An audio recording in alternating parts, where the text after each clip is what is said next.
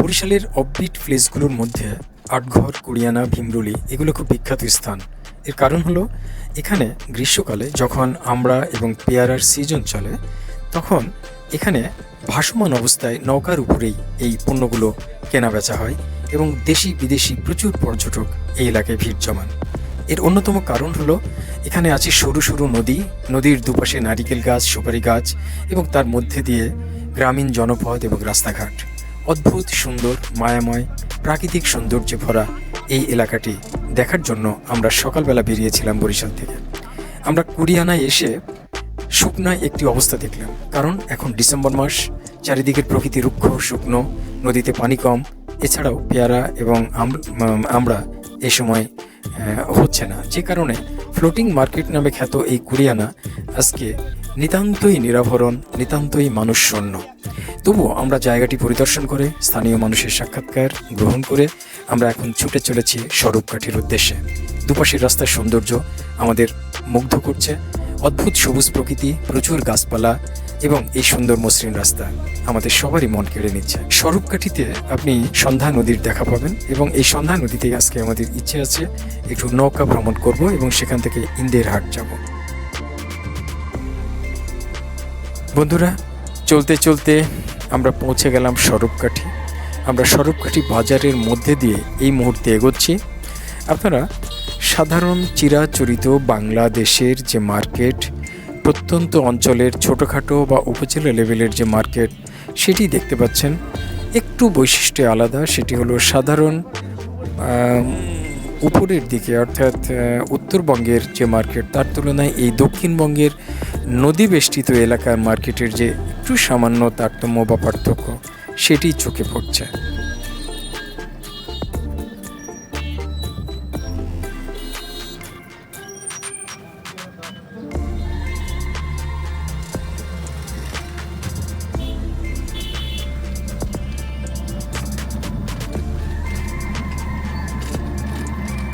দেখুন, বাম দিকে নদীর অংশটি কি চমৎকারভাবে দেখা যাচ্ছে।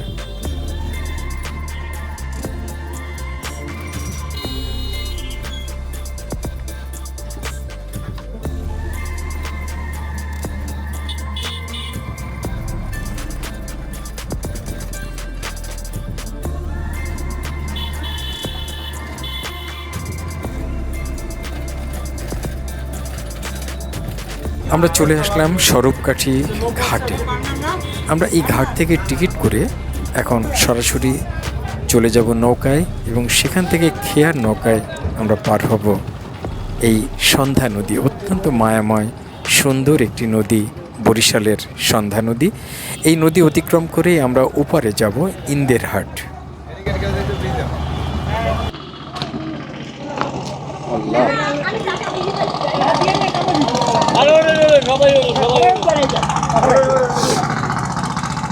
যান যান যান যান যান, আস্তে আস্তে থামেন, চারজন। এই যান যান যান যান যান, আমরা চলে যাই, ওই দিকে চলে যাই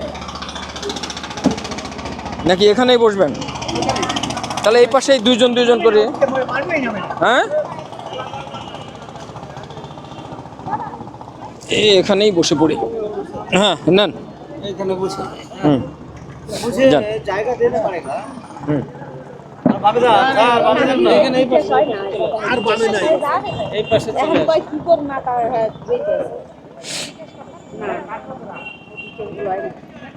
বসেন বসেন বসেন,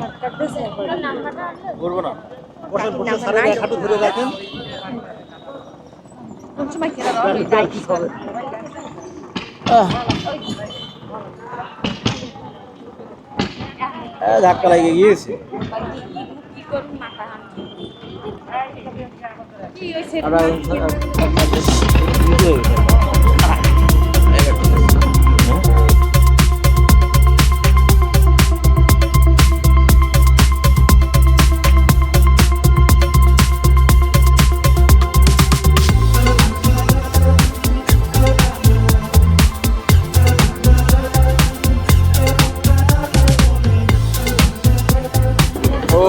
আপনি বসার জায়গা পাননি? এদিকে সরে, তুমি একটু এদিকে সরে আসো, ওনাকে বসতে দাও। চেপে চেপে বসলেই হবে। বসেন বসেন, ওর মধ্যে বসে পড়েন। তোমরা কোথায় যাবা? হ্যাঁ, জোরে বলো। হ্যাঁ, স্বরূপকাঠি। ও, তোর বাড়ি কোথায়? কি জায়গার নাম বল? আদাবাড়ি। আদাবাড়ি। পেদাবাড়ি। পেদাবাড়ি কোন দিকে এটা? এটা নদীর ওপারে? নদীর ওপারে না এই পারে? নদীর ওপারে, ইন্দেরহাট পার হয়ে যেতে হবে। কিসে পড়ো বাবু তুমি? ওয়ানে। এখানে পড়ো তো? এখানে কোথায় এসেছিলে? ব্যাংকে এসেছিলে। আচ্ছা আচ্ছা, খুব ভালো।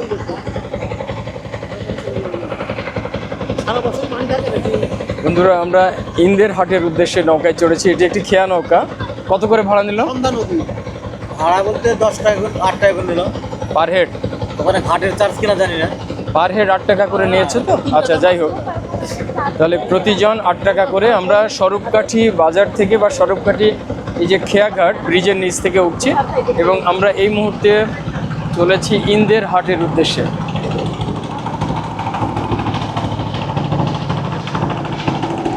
আমাদের সামনে নদী, খুব ব্যস্ত নদী, ভীষণ ব্যস্ত নদী এটি। এই যে দেখেন জাহাজ শিল্প। প্রচুর গাছ ইয়া করতে মেরামত করছে, মেরামত রং। এটা একটা টাওয়ার, মসজিদ, মসজিদ টাওয়ার না।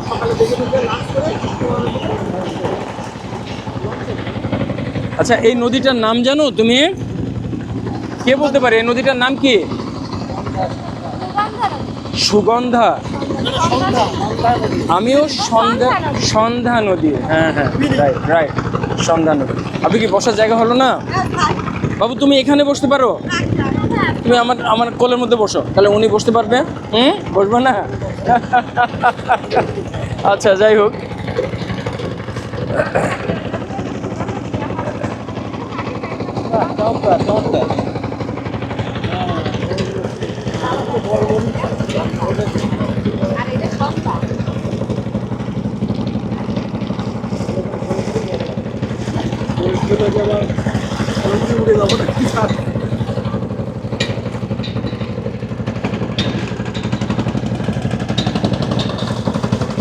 এই নদী থেকে ইলিশ মাছ পাওয়া যায়। এই নদীতে ইলিশ পাওয়া যায়। প্রচুর কাঠ দিয়ে। ইলিশের মতো একটা হাত মেরে দেন।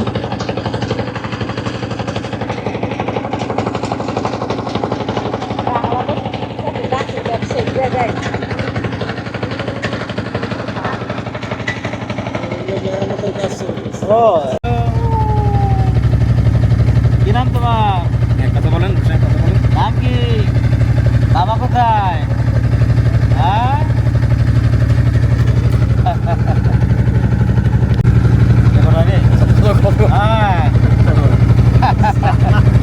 কি অবস্থা? অবাক দৃশ্যে তাকিয়ে রইল। জলে বলে সার কাটতো।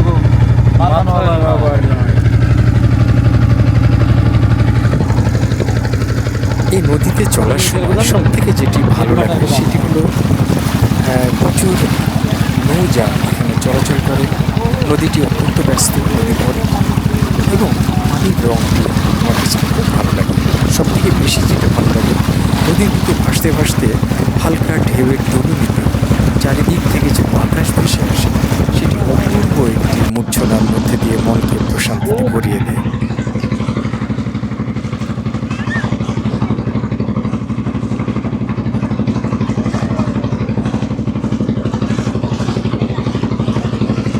বলেন, চমৎকার। একটু কথা বলেন দেখি কেমন পারেন। খুব সুন্দর লাগছে। আমরা স্বরূপকাঠির পথে নৌকা যোগে এই যে নদীর মধ্যে যাচ্ছি, কি সন্ধ্যা নদী, সন্ধ্যা নদীর মাঝখান দিয়ে। খুবই চমৎকার, চারিদিকে এত মনোরম দৃশ্য এবং এখানে দেখছি প্রচুর কাঠ বিক্রি হচ্ছে এবং নৌকা করে কাঠ বোঝাই করা হচ্ছে। আর চারিদিকে লঞ্চের মেরামতের কাজ চলছে। এগুলো হয়তো সিজনের সময় আবার আমরা চলে এসেছি সবসময় সিজন, কখনো জোয়ার কখনো ভাটা। আর এখানকার মানুষের প্রধান বাহন হচ্ছে এই নৌকা।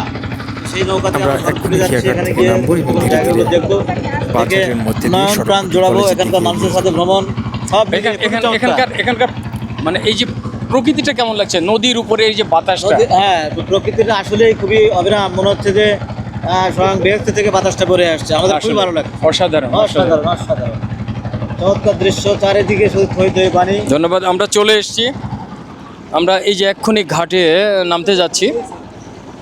এই যে এই দিক দিয়ে অনেকগুলো এটি মূলত ঘাট, এবং এখান থেকেই পণ্যবাহী ছোট ছোট নৌকা তো ওপারে যাচ্ছেই, পাশাপাশি মানুষবাহী নৌকাগুলো একটার পর একটা ছেড়ে যাচ্ছে। ওপারে আমরা একটি স্কুল ভবন দেখতে পাচ্ছি এবং বিরাট বড় একটা হাট আছে, এটা আমরা জানি, হাট বা বাজার, ইন্দিয়ার হাট। অনেক পুরনো এবং প্রাচীন একটি বাজার এটি।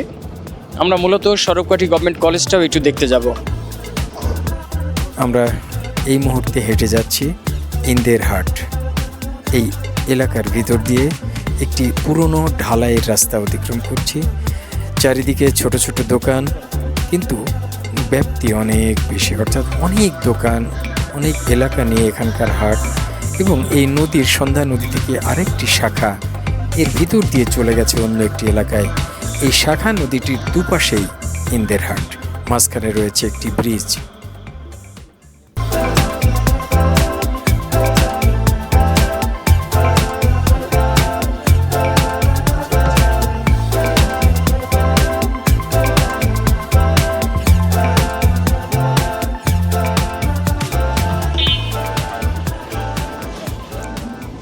আমরা এই মুহূর্তে ইন্দের হাট বাজারের ভিতরে, বিরাট বড় বাজার, নদী মাঝখানে নদী আপনারা দেখতে পাচ্ছেন। এই যে এদিকে দেখলেই দেখতে পাবেন নদী, আর এই নদীর ওপারে মেন বাজারটা রয়েছে, এপারেও আছে, এপারেও বিশাল বাজার।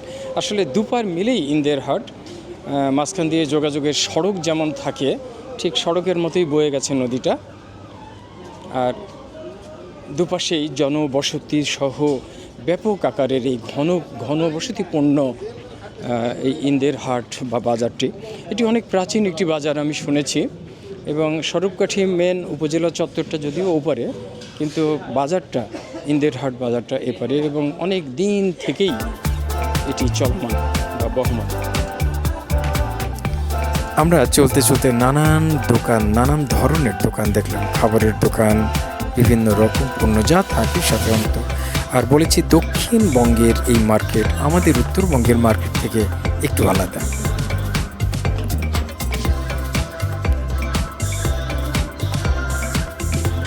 আপনি তো এখানকারই লোক নাকি? অনেক অনেক পুরাতন, তাই না? অনেক। না, আমি দোকান বেশি না, আমার বাপ দাদার ব্যবসা তো এটা। আপনার বাড়ি কি এখানেই? আমার বাড়ি এখানে। আচ্ছা, এই জন্যই আপনার একটু আমি জাস্ট গল্প করবো আপনার সাথে দু এক মিনিট একটুখানি এইটার সম্পর্কে জানা, এই বাজারটার বয়স সম্পর্কে, এখানকার বাজারটা একটু এক মিনিট। আমার বড় ভাই আছে ওর সামনে। কোথায়? বেশি লাগবে না, অল্প একটু কথা বললেই আমরা বুঝতে পারবো। আমি একটু আপনার পাশে দাঁড়াই, আপনি শুধু বলেন যে এই বাজারটা কতদিন আগের, মোটামুটি মানে প্রাচীনত্ব, এত চমৎকার একটা বাজার, যে বাজারটা সরবকাঠি মেন শহরটা ওপারে, কিন্তু না, এইটাই ছিল মেইন।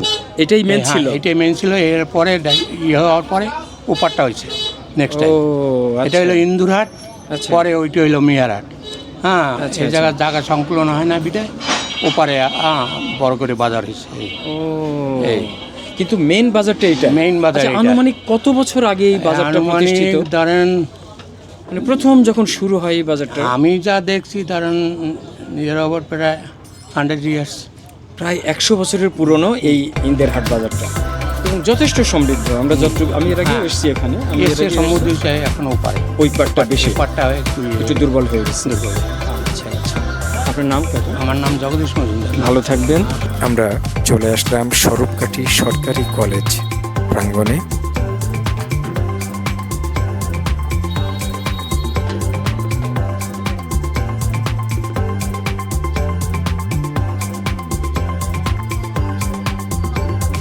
দেখুন বামের দিকে এই জায়গাটি কি সুন্দর, চারিদিকে গাছ, মাঝখানে সবুজ একটি মাঠ, এবং কেমন একটি মায়াময় জায়গা।